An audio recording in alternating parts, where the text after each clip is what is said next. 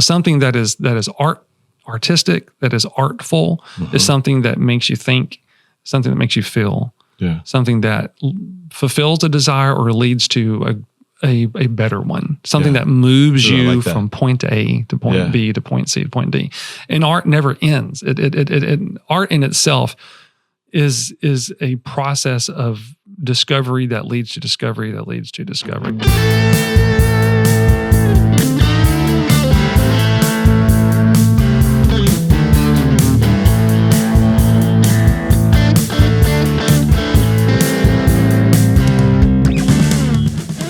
Welcome to this episode of the Jesus in a Tragic World podcast with Greg Falls. This is Greg Falls here, and I hope that our time with each other in the coming moments will help you find fuller life in relationship with God, yourself, and others. Welcome to the podcast.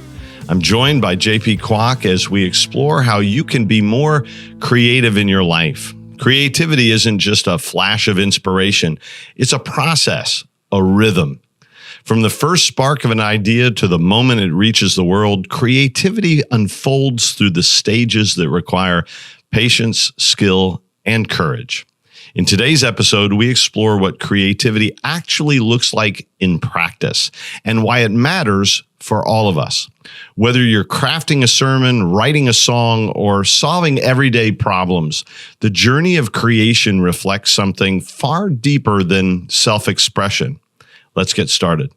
JP, welcome back. Thank you, sir. It's good to be back. It's been great to just be in this series talking about creativity. It's something that a lot of people don't talk about and they don't apply to themselves. They don't think that they're a creative person. And yet we were created for this in so very many ways. I want to start with a question. JP, many people describe creativity as like a spark. And perhaps that could be part of the equation. But I want to ask you, do you think that's a helpful metaphor, or does it limit how we understand the creative process? It's helpful for how ideas begin, but it certainly doesn't describe the creative process at all. In fact, I think it sometimes diminishes the creative process because it leads people to think that if you don't have everything at once, then you're not creative. When in fact, creativity has to go through this process. So in some ways, I would say it's both and. It helps because it's true. Creativity starts with a spark. It does. But there's this really long process afterwards that it doesn't describe at all. So, do you think we get fooled into thinking of creativity that way? Because in so many ways in movies and shows, or you'll see somebody and they're struggling and straining, and then all of a sudden, a light bulb goes off, and then they, or creativity gets pictured as something that's just a spark. Yeah. We hear stories about, I sat down and I wrote this song in 5 minutes. Yeah, the Elton John stories. Yeah. First of all, they did a lot more before that 5 minutes happened, right? There was a lot behind the scenes. So much more. Yeah, exactly. And Paul Hindemith was a famous composer, and he used to describe creativity as watching lightning flash, and you retain as much of that lightning as you can, and you fill in the rest with skill. And that's a really interesting metaphor because it kind of covers both. You do get this immediate inspiration of boom, everything's there. And you're like, oh, I can kind of see something it's out there. It's like a lightning, it's far away, but I see a shape. And then you can retain that. And that beauty of the lightning strike is what inspires you to continue and to pursue and fill in the gaps that have to be filled in before it becomes a completed work. But the filling in the gaps is a lot of work. And sometimes filling in the gaps happens before everything. Like you get Elton John, famously says, if you can't write a song in 15 minutes, but I don't believe that because a lot of what he writes comes from his past and his life. So he's been living decades of information and creative process going through things. And all of a sudden it does come out, but that is one part of the process. And constantly working on his craft, practicing, and certain things are quicker. All of those too. Things add into things. Yeah, and also every creative endeavor has a different length of time. on each part of the creative process based on what you're doing and how good you are at what you're trying to accomplish. Do you have experience doing what you're doing? Well, some of these steps may be quicker. Is it brand new? Some of the steps may be longer.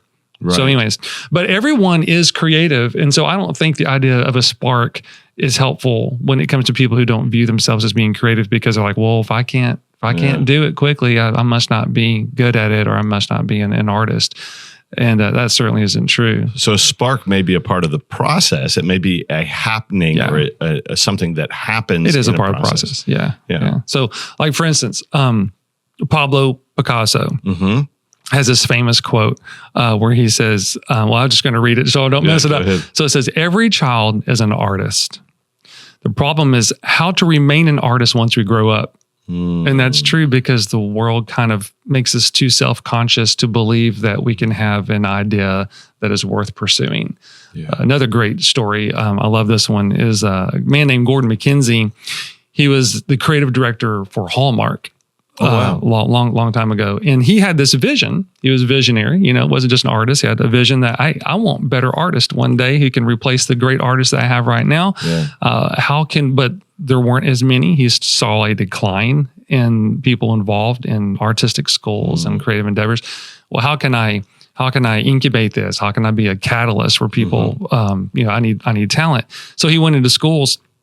And this is all anecdotal experience. He didn't do a scientific study, but he would go into a kindergarten classroom and say, who here believes that they're an artist? And every hand goes up. Everyone. Every single one. Wow. And then he went into first grade, and then you would have 90-something%. In second grade, maybe 80-something%. Third grade, maybe 60%. Fourth grade, 40%. Fifth grade, 10%, sixth grade, 1 or 2 sheepishly holding up their hands. Wow. And again, anecdotal, but still his takeaway was that our school systems and the world just beat creativity out of us. And they, because I think no one is willing to submit themselves to the process that creativity requires of you to produce something. Because it can be grueling. It can be grueling. It really can be. It can be monotonous. It can be meticulous. Well, it can be. It's not a lot of discipline. That's the word. It takes discipline. Right. It takes discipline, and you have to do it every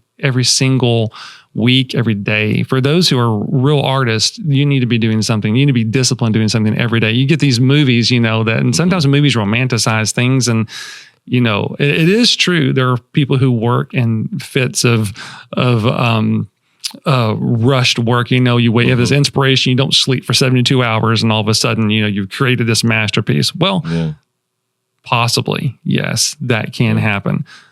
There's been studies done on this. I can't quote them right now. I wish I can. I know the author I love so much, Makoto Fujimura, talks about this. The disciplined artist produces more quality work throughout their life than the spontaneous, haphazard artist. And so discipline is a big part of being creative. Absolutely. Yeah. So, but it does begin with a spark. So this creative process begins with inspiration. That's the first part of it. And, and the last time we talked. What you're going to do, I think right now, is you're going to walk through the creative process. Yeah. Right now. And it starts, you said, with inspiration, the spark. It starts with inspiration. And by the way, last time we met, people will recall we talked about 3 different types of creativity. You have inspiration, aesthetic, and functional creativity. Each one of those are represented throughout this creative process because everyone has to do it. You cannot skip any of these steps in the creative process. You will go through them. Some you may go through it more quickly. Some you may go through more slowly. And like we said earlier, it may depend on the project as to how fast or slow you go through each process. But you really can't skip one because it's not something like, oh, well, I'll skip over this one. You will have to do it. And also you'll see this iterated in different ways. This one happens to be alliterated with eyes, but you'll see different types of creative process people describe it. It's all basically the same steps though. So we're going to begin with the spark, which I call inspiration. Inspiration.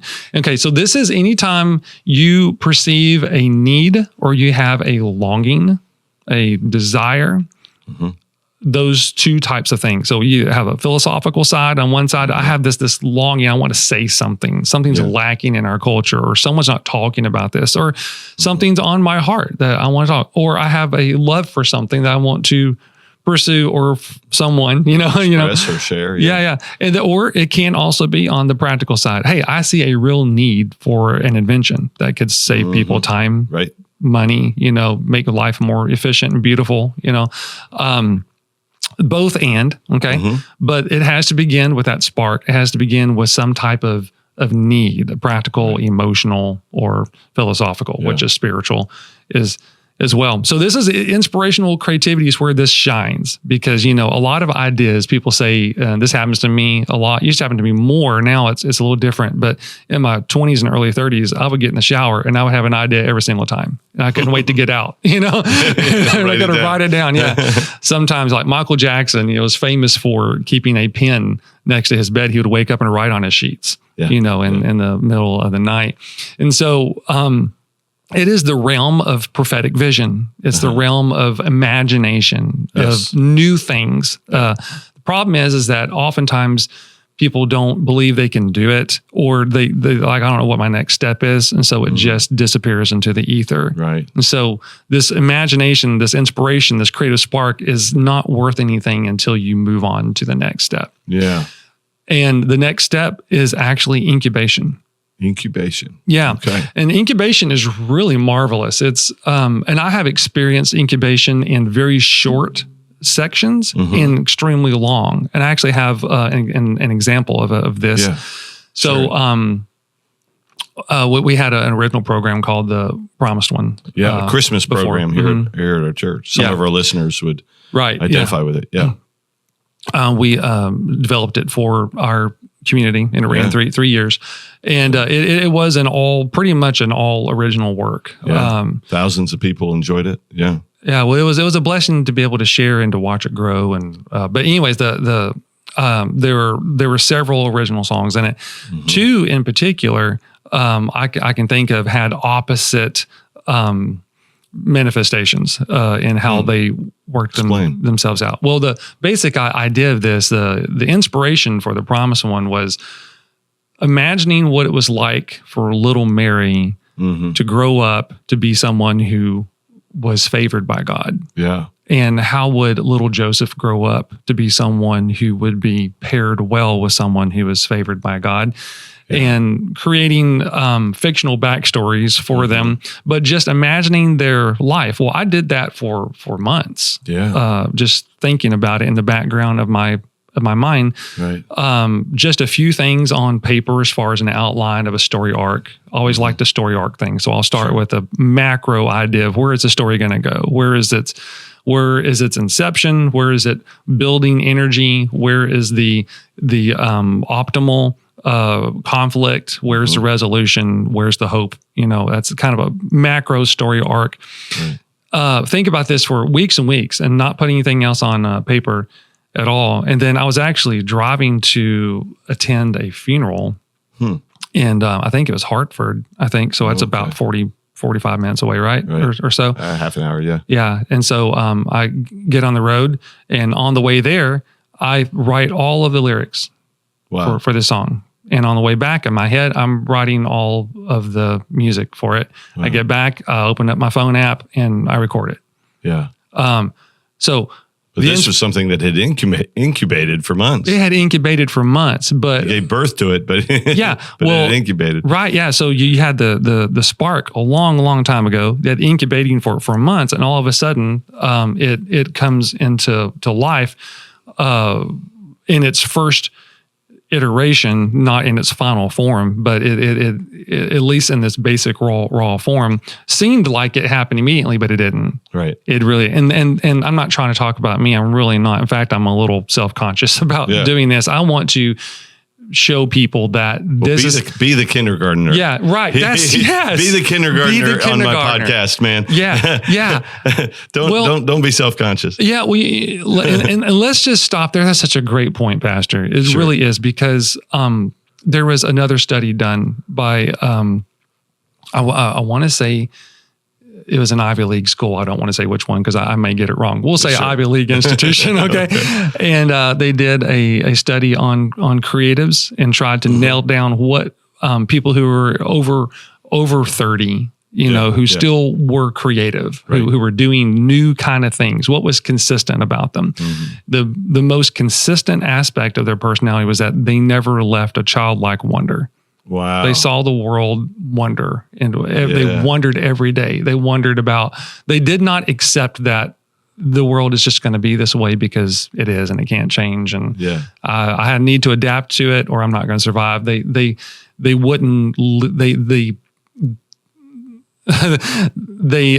basically said, I'm going to not accept this and still live my life thinking that I can have that kindergarten attitude of, I wonder if a horse could have 5 legs, which is ridiculous, but still it's a fun thought. And so, my whole self-conscious,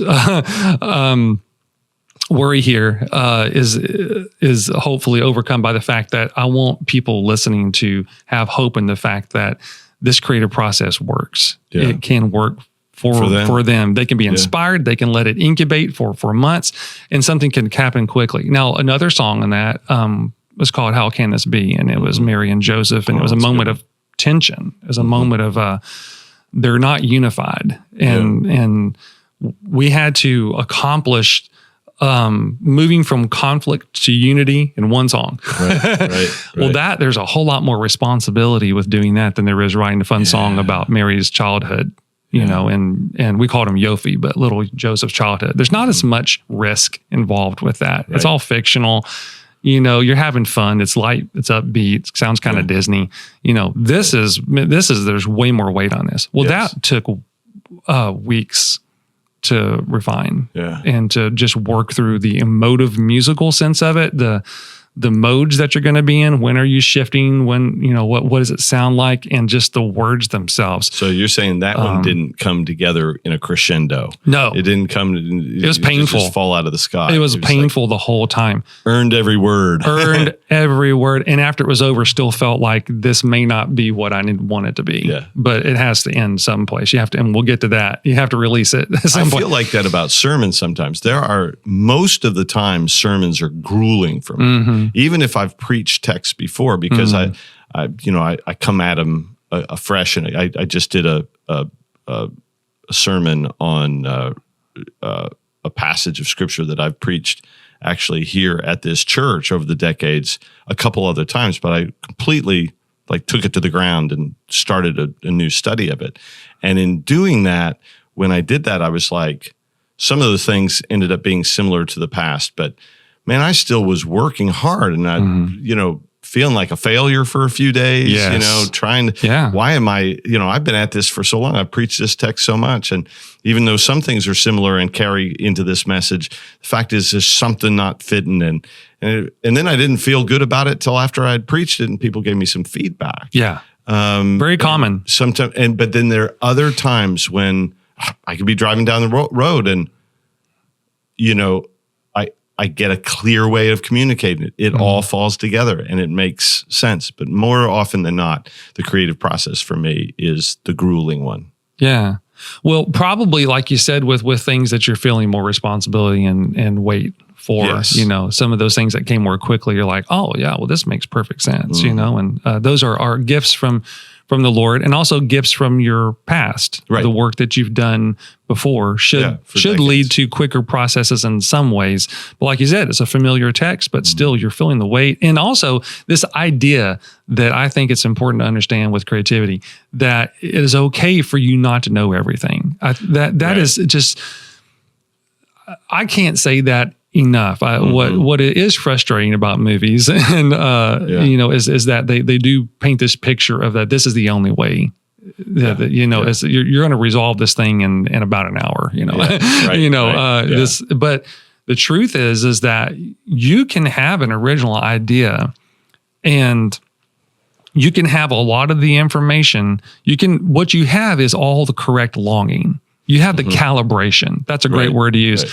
And spiritually, when we're connected to God, it's not just that we're born. We talked about this in the Imago Dei of God, but we have a potential to be highly connected to him through his word and through his spirit, the indwelling of the spirit, which Paul says renews our minds.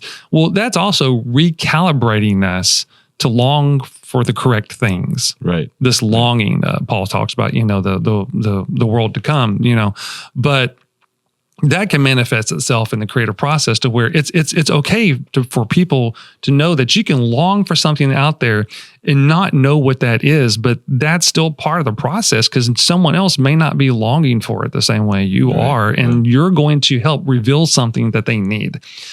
That's completely fine, and it doesn't have to resolve quickly. And I'm okay with people not feeling resolved when they're done with it too. Right. I'm completely fine with that.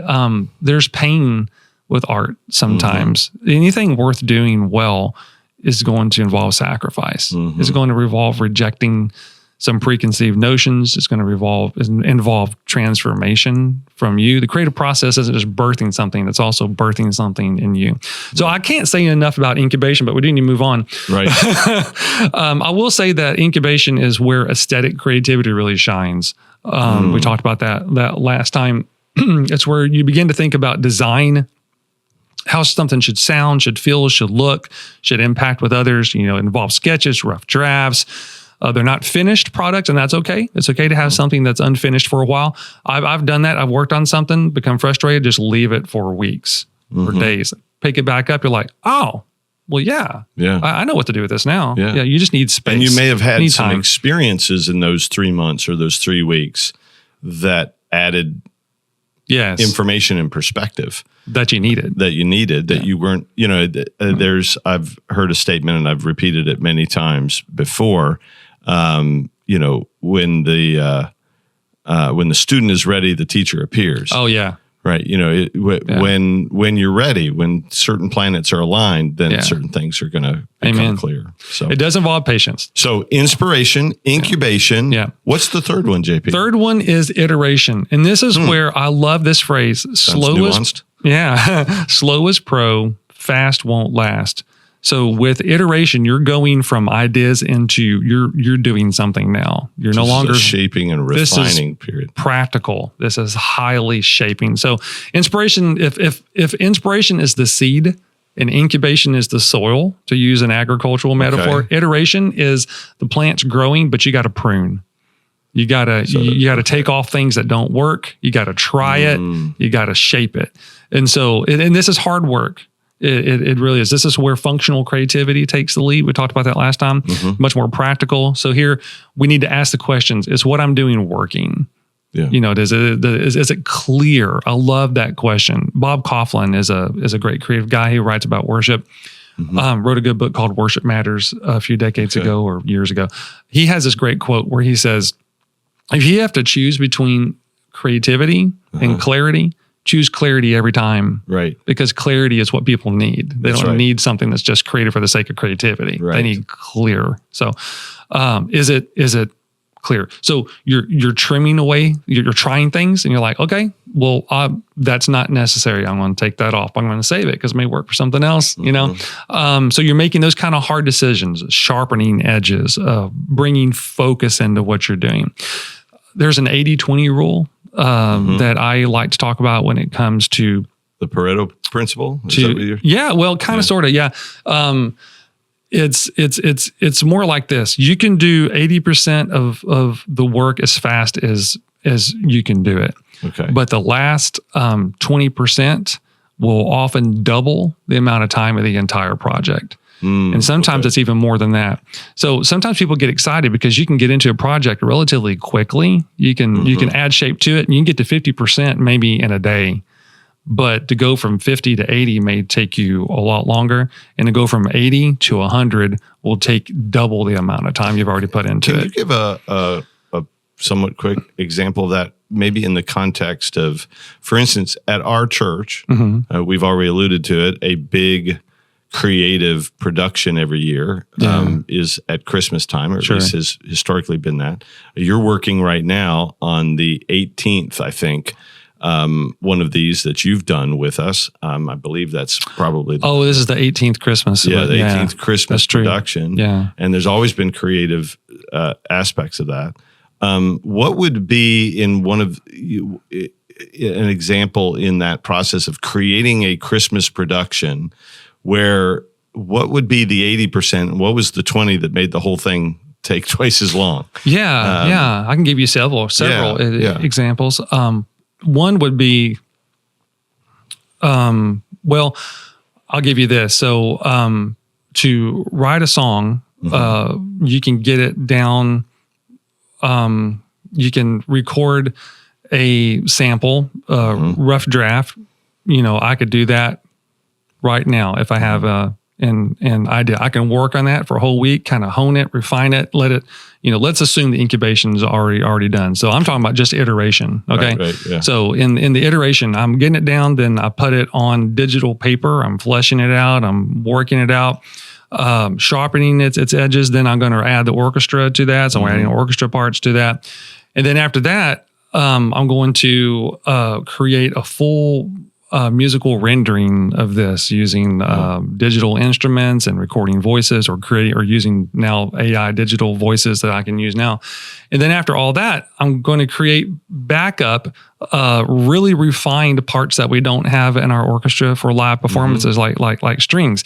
The nuance of creating a string part that can be there in case someone gets sick, if you have and this happened in real life, like for instance, we had someone get sick before a performance. I came down with COVID, and I actually had to step off from playing guitar and be in the program itself. Yeah. Well, I had recorded all of these guitar parts in performance ready files. Wow. Yeah. Well, that's an extra 20% that is way above what it would take just to do a program, but it became necessary in that moment. So it's all the tiny refinements. It's the difference between building a space shuttle that will survive your atmosphere to one that can re-enter. Oh, wow. You know what I mean? Yeah. Like what when it's life and death. What, a whole lot of other nuances you've got to think through in a setting like that. Yeah. I mean, in the filming of it, same way, I could bring, Wes and Alicia into this. You can create shot list, and you can prepare, and we shot little chess pieces in advance to show how we're going to do all this, and you get out there and you actually film it, but then editing it down and making sure that the audio quality is consistent all the way through, and making sure that all the colors match really well. That's just a level of nuance that literally more than doubles the amount of time it took to practically film. So then, and all those things. Iteration can have some meticulous, some hard work, some time involved, and energy. Well, and here's the thing: many projects can be released into the world at 80%, and it's not a life and death situation. Right. Sure. A lot of companies run on that model. We're good enough to make some money. Let's put it out there, and that's fine. And then they'll take that money to make it better, and then to a point, 2.0. Yeah, or to create fix all the recall problems they have later on because they didn't do it right the first time. But I think if you're going to create something that impacts culture for centuries, I think that happens with 100%. And that rarely happens. It really happens where someone can pursue something to 100% completion. Yeah. And of course, that begs the question, when is it completed? Yeah, and that's 100%? Our next one. Might be subjective. Yeah. So our next one is integration. Integration. Yeah. And with integration, this is when you're letting it go. Bringing it into the world. Bringing it into the world. Yeah. So this is where the idea leaves the studio. It leaves the rehearsal hall. And when you're talking about performance art, then there's a whole nother part of now you're actively engaging with the people that you're presenting it to. And that integration also becomes creativity in itself, because now it's up to you to represent what you've done correctly. Right. That's a whole nother avenue of creativity. But creativity becomes a part of culture, I think, when it's shared and when it's received as art. And of course, that takes some work. It takes some cultural context. We have performance halls, we have concerts, we have art shows, things like that. There's a study done, it wasn't really a study, it was just the principal violinist for the New York Philharmonic Symphony years ago. I can't remember his name right now. I wish I could. He stood in a New York subway, and played for an hour. This is measurably one of the very best virtuoso violinists in the world. And only a few people stopped and listened to him. Yeah. Because the context for them didn't match the quality. Wow. Only those who really recognized what was happening stopped and was in awe. Everyone else just walked by. So, but that tells you as a curator, you're responsible for creating the context for people to receive art. That's what we all learned from this. Open to it. Yeah. And so integrations where all three kind of come together. You got inspirational creativity, fuels the vision, aesthetic creativity, ensures that it will resonate with people. And then functional is getting it out there. And functional really takes over because it says, hey, we got some practical things we have to consider here. We have some restraints. We have some type of context we have to fit this into.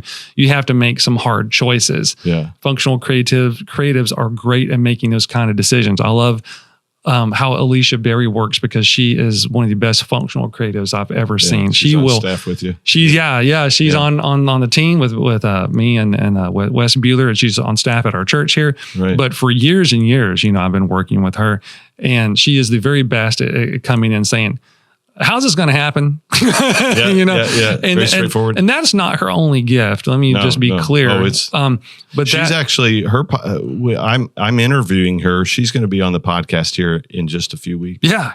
Telling her an amazing story. Yeah. But it is one fractal, one part of her creative gift that helps in our team amongst all other gifts that she has, is that ability to kind of say, okay, here's how I think we can make this actually work, and it can happen. Okay. And she's not, I'm not always right. She's not always right. Wes isn't always right, but it's this amalgamation of things. And that is a key ingredient to saying this has to be released. This is going to have to happen. And here's one way that we can do it right now. And that's so helpful, and it's so practical. And so when you're talking about integration, that really is the step where you kind of have to let go of some of those percents. If you don't get to 100, you have to be okay with 90. You have to be okay with some percentage to go, I may not have the ability to get it all the way there. So if it's gonna help people, it's gonna have to go. And so I think it's very important. And then illumination is the fifth. This is the final one. The final phase of the creative process. And illumination has potential. For art especially, illumination is what brings hope to other people. Okay. This is where the Imago Dei circles back into the equation. And the Imago Dei means the image of God. Image of God. Yeah. This is created in the image of God. Yeah. And so, creativity at its best says something.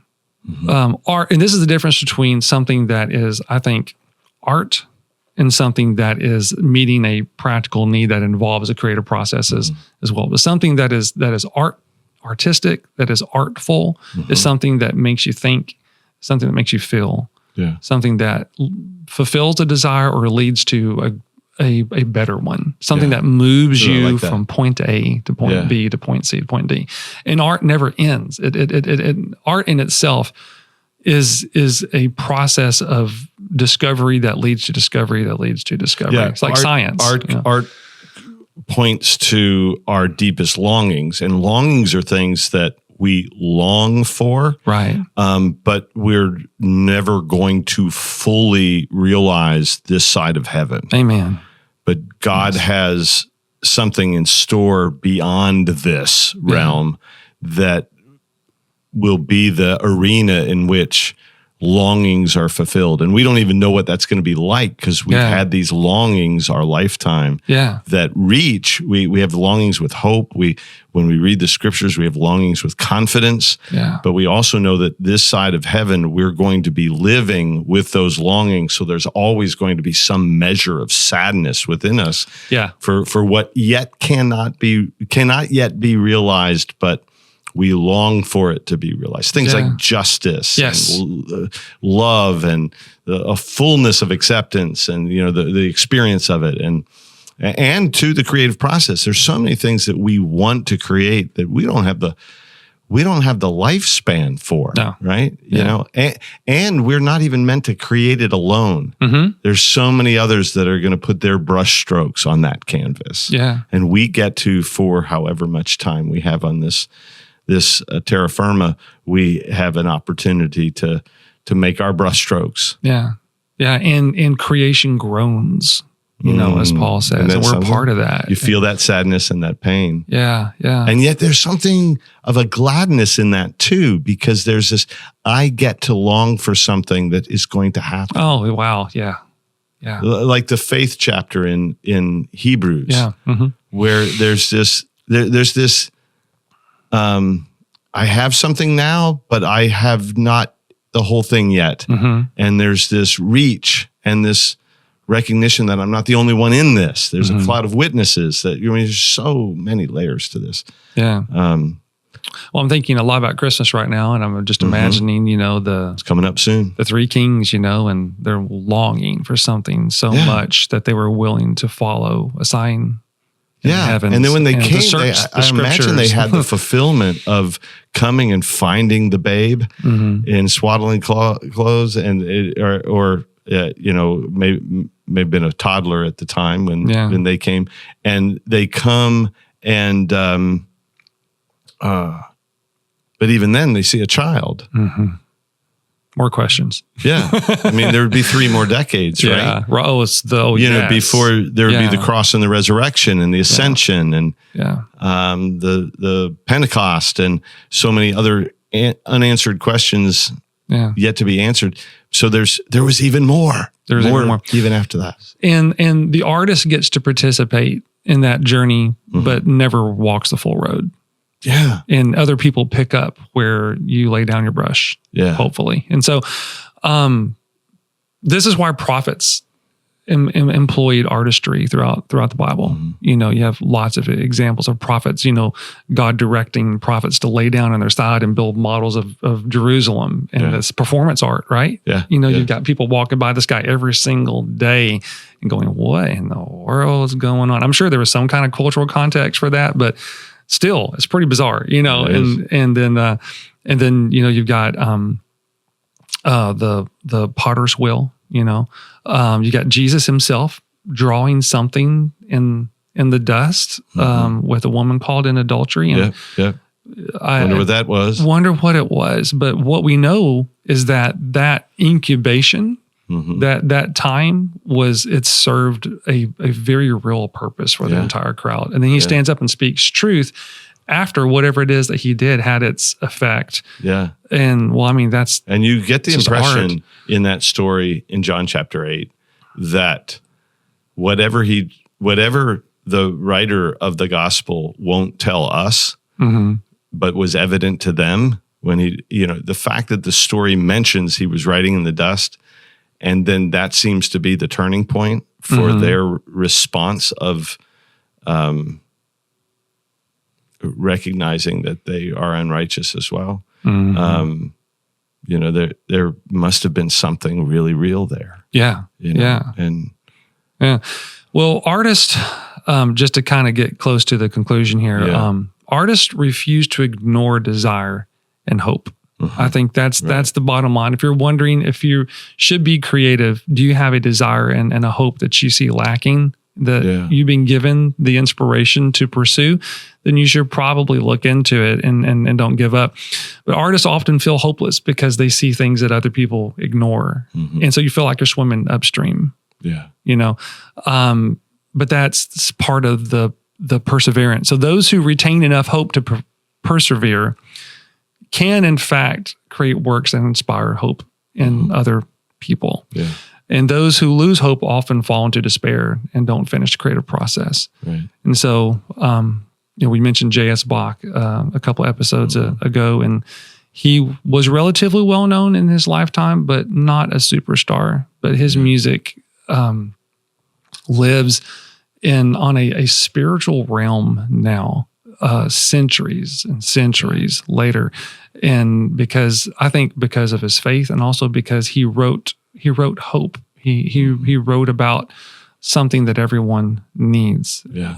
So I guess my encouragement to people, because like I said, I don't consider myself to be a very good artist. I have imposter syndrome every single day of my life. I feel very self-conscious talking about stories of creating things. I still now feel icky about it even now sitting here, some type of shame. We talked about these things earlier, and but I only want to share them because I want to say that if you are inspired by something that the world needs, right, then you have a responsibility to pursue it in some way, even if it never touches the ground. Which means you have to risk. You have to risk hope. Yeah. And you have to risk being embarrassed. Yeah. You have to be willing to submit yourself to pain. Yeah. And sacrifice. Right. Yeah. And that doesn't mean there won't be joy and sparks along the way. But let me ask you one more question before we close. If our listeners could remember one thing about creativity and practice, what should it be? That it really is stewardship. I mean, we've been given this gift of being made in God's image. Amen. And so it really is about just being a steward of what God has given you and being obedient to that stewardship. That's really just what we circle back to the very, very, very, very beginning. We're created to create because we reflect God's glory uniquely in creation. And when we do that, we're stewarding the gift he's given us and giving back to him that which he enjoys us doing. Do I have time for me to share one more story? Yeah, go ahead. Okay. So I love this story. It's it's kind of sort of like the leaf, the leaf of Nigel by Tolkien. Yeah, which he wrote when he had writer's block. He shared that with me, and that's a great story. I encourage people to read that. It's not very long.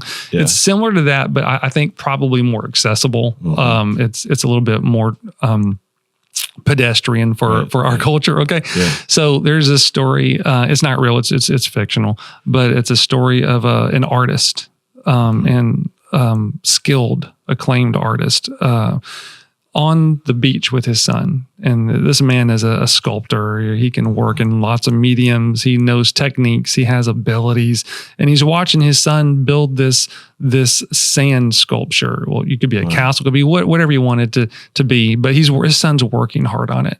And the artist is enjoying. I'm going to get emotional. Yeah. He's enjoying watching his son use the gifts that he knows came from him. So that's good. Yeah, so you can see, I mean, the spiritual parallel here, God loving, watching us use the gifts that he knows that we got from him, and we're using them, we're developing, and it's imperfect. And here's the deal. The Father knows the tide's coming in. Yeah. It's going to erase all of it. Yeah. It's going to be obliterated. Yeah. But the Son loves what he's doing. Yeah. So why would he stop him? Right. So he lets the son complete it, finish it out. It could be a daughter in the story too, by the way. And then he says, "Well done. Good job."